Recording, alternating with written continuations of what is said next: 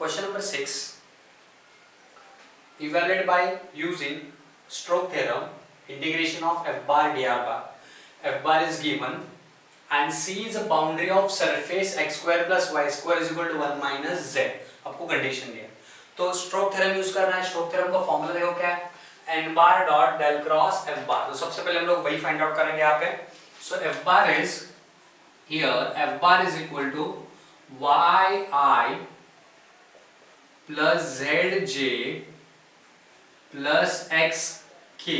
Okay, then आपको क्या करना है, डेल क्रॉस f बार करना है। तो मैं यहाँ पे डेल क्रॉस f बार करता हूँ, डेल क्रॉस f बार, यहाँ पे आएगा i j k, ठीक है। देन हियर डेल का कोएफिशिएंट है do by do x, do by do y and do by do z।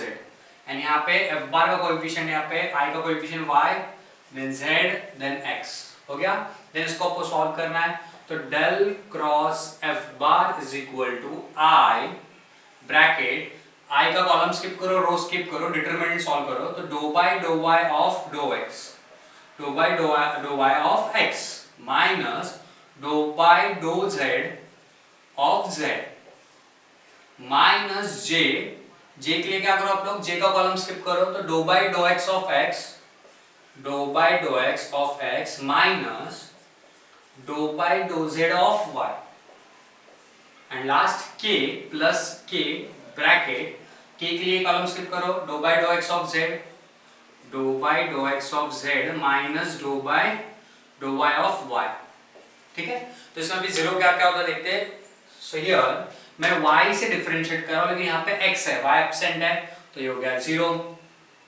यहाँ पे z से कर रहे z है, तो इसका डेरिवेटिव बनेगा कुछ तो, ये x के लिए x है, बनेगा डेरिवेटिव। z से डिफरेंशिएट कर रहा हूं लेकिन वेरिएबल y है, तो ये भी जीरो।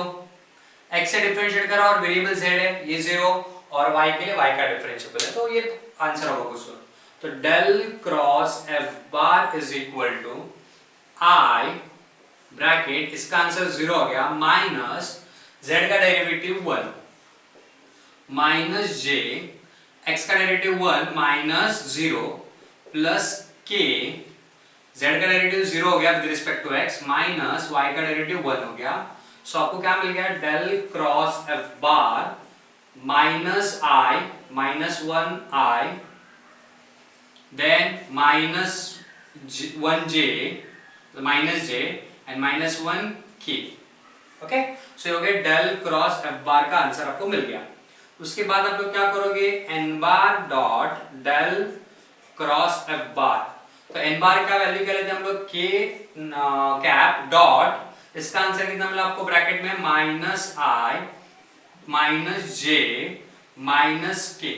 लेकिन आपको पता है कि डॉट प्रोडक्ट में k इंटू i मतलब k डॉट i का वैल्यू होता है 0, k डॉट j का वैल्यू होता है 0 and last k dot k का वैल्यू होता है 1।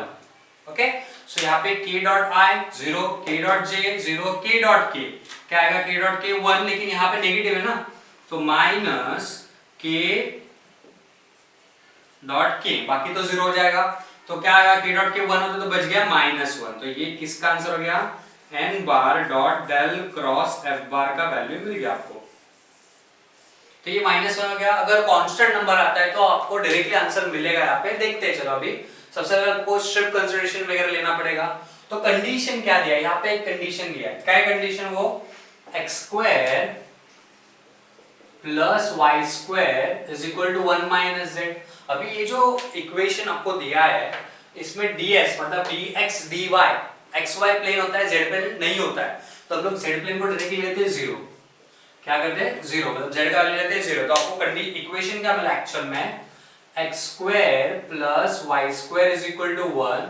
ये किसका इक्वेशन है, ये सर्कल का इक्वेशन है जिसका रेडियस हो गया आपके पास, radius r is equal to 1। कितना रेडियस है 1, क्योंकि x square plus y square is equal to r square, तो ये 1 किसका स्क्वायर है, 1 का स्क्वायर है। क्लियर है। सो अभी मैं चाहिए तो आपके लिए डायग्राम ड्रॉ कर लेता हूं, यहाँ पे सर्कल, ठीक है, this is x axis, y axis,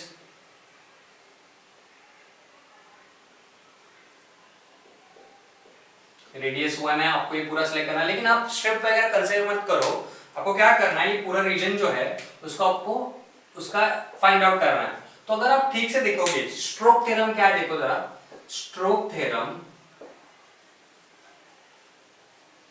I is equal to double integration of n bar dot del cross f bar ds बराबर है।